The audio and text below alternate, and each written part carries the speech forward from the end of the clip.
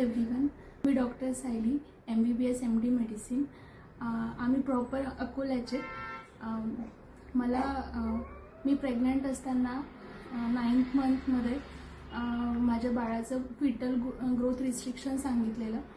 तर मी ऑलमोस्ट तिथे भरपूर लोकांना कन्सल्ट केलं, पण मला सगळ्यांनी सिझेरियन सेक्शनच सांगितलं. पण बाळाची ग्रोथ पूर्ण झाली नव्हती. तर मी म्हणजे ललिता मॅम आणि प्रशांत सर ओळखीचे होते. मी त्यांना टेलिफोनिकली कॉन्टॅक्ट केला. त्यांनी मला खूप छान काउन्सिल केलं ॲक्च्युली. आणि मी एवढी पॅनिक झाले होते, पण त्यांच्या काउन्सिलिंगमुळे मी खूप जास्त रिलीव्ड झाले. आणि ते मला म्हणाले की म्हणजे त्यांनी मला सगळं समजून सांगितलं आणि ते मला म्हणाले की आपण बाळाची ग्रोथ होऊ देऊ 37 वीक्सपर्यंत तरी ॲटलिस्ट. तर त्यांनी मला हे पण म्हटलं की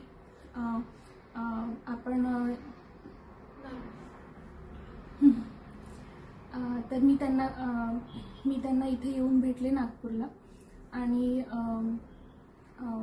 मॅमसोबत डिस्कशन केलं. मॅमनी माझ्या सगळ्या प्रॉपर तपासण्या केल्या. मॅमसोबत डिस्कशन केलं आणि मॅमनी आणि सरांनी डिसिजन घेतलं की आपण नॉर्मल डिलिव्हरीसाठी ट्राय घेऊ शकतो. आणि इथे ज्या तपासण्या अकोल्यामध्ये अवेलेबल नव्हत्या, लाईक नॉन स्टेज टेस्ट अकोल्यामध्ये आम्ही खूप फिरलो, पण कुठेच अवेलेबल नव्हती. ती इथे आम्हाला अवेलेबल झाली. आणखी सगळ्या सोनोग्राफी, डॉपलर ह्या सगळ्या तपासण्या इथे अवेलेबल आहेत.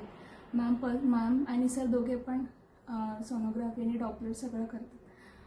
तर मी इथे आल्यानंतर त्यांनी माझं सगळ्या तपासण्या केल्या, डॉपलर आणि USG रिपीट केलं आणि त्यांनी डिसिजन घेतलं की आपण नॉर्मलसाठी ट्राय देऊया.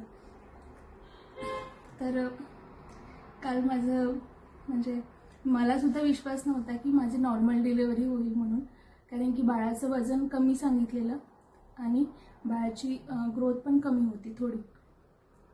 सरांनी आणि मॅमनी खूप छान त्यांनी मला खूप जास्त सपोर्ट केला, खूप जास्त समजावून सांगितलं.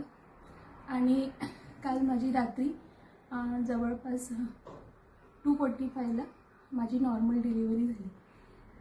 आणि माझ्या घरचे सगळे असे म्हणत होते की म्हणजे सिझेरियनच होईल.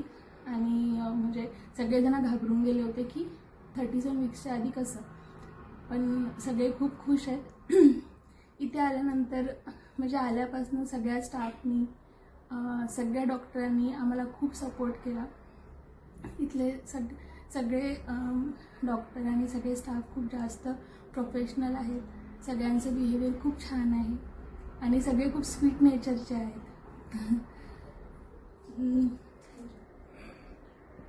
मी इथे येऊन खूप जास्त सॅटिस्फाईड आहे. आणि माझ्याजवळ लास्ट ऑप्शन म्हणजे सर आणि मॅमच होते. त्यांनी मला खूप जास्त सपोर्ट केला. थँक्यू मॅम आणि सर.